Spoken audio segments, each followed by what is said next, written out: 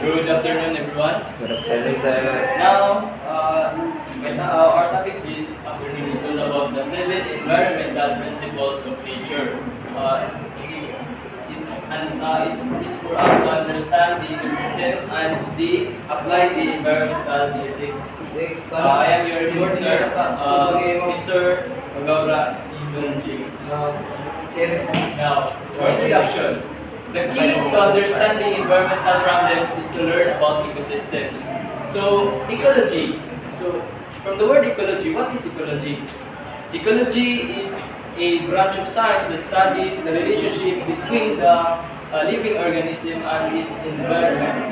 So, it is best appreciated in school through more practical and relatable perspective of orientation and realization. So, it emphasizes that schools must also apply this type of subject or perspective that all students and staffs in school must appreciate the ecosystems. Now, the following are the 7 basic environmental principles of ecosystem adapted from Barry Commoner cited in Butler 2012. The first environmental principle is nature knows best.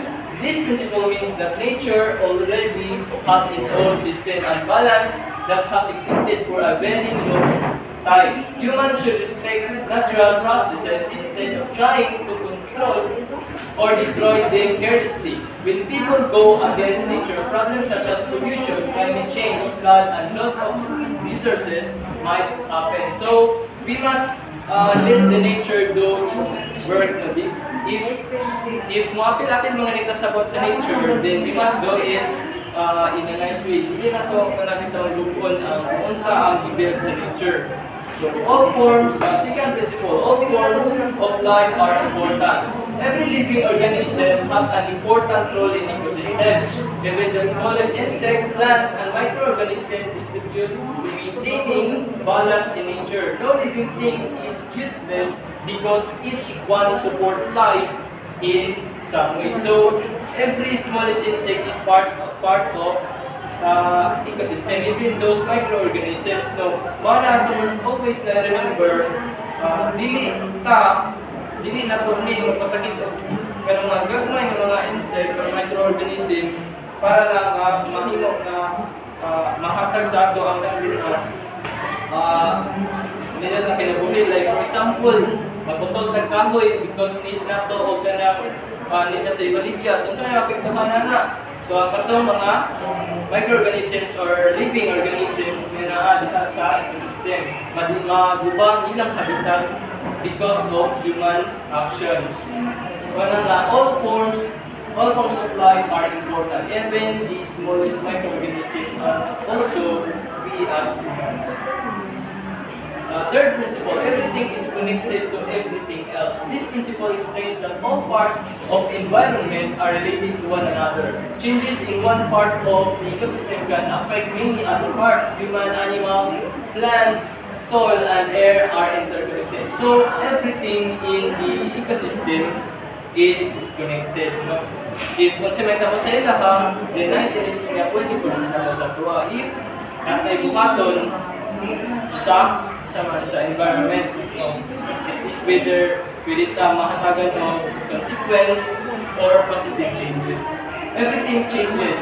Nature is constantly changing over time. Seasons change, ecosystems develop, and living things grow and adapt. Humans must also learn to adapt and improve their ways of living to protect the environment. So, nature is constantly changing, of course. As we all observe, itong nabatay karon sa itong liputan, ang nature nag-change din siya. Ang climate nag-change, ang ecosystem nagkalugay, nagka-weekend, nagkalugay, napuyuban nga ang uban nga habitat is na-destroy because of human action.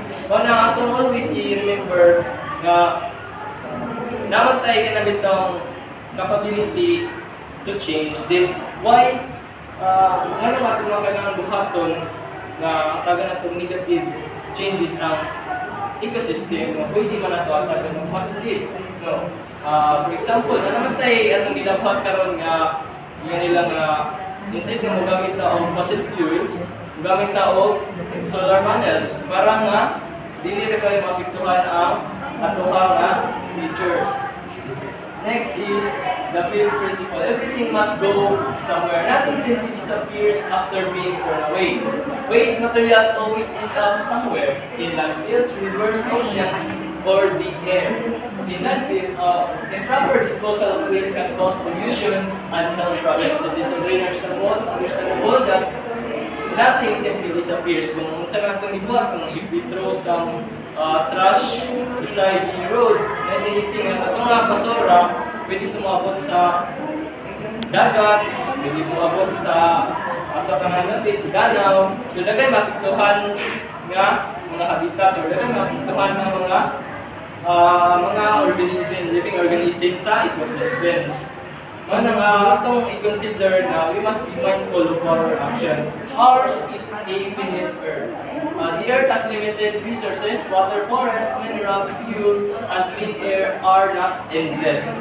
If people continue to waste resources, future generations may no longer have enough to meet their needs. So, our Earth, our planet has limited resources. So, limited lang yun siya. Kailangan na parang dili siya basta-basta mawala, dili siya masaya. Kailangan nato protektahan siya.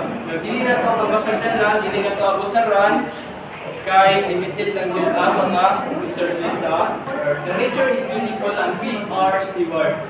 Nature provides beauty, life, and resources that humans need to survive. Since humans are gifted with intelligence and reason, they have the responsibility to take care for and protect the environment. So we are gifted with intelligence. So as a steward, we must protect the nature, protect the ecosystem, because if we all know, humans are the most intelligent animal. Yes, humans are the intelligent animal. We are gifted with intelligence.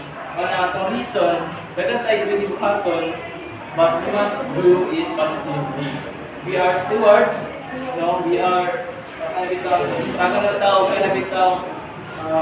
right para nga mo hawid sa creation. Towards green school, education for sustainable development. A green school is a school that promotes environmental awareness, cleanliness, conservation, and sustainable practices. Schools are important because they help students develop not only knowledge but also responsibility and discipline. So, gina-apply naman na karon sa lain-lain ng mga school, no, ang green school to protect the nature.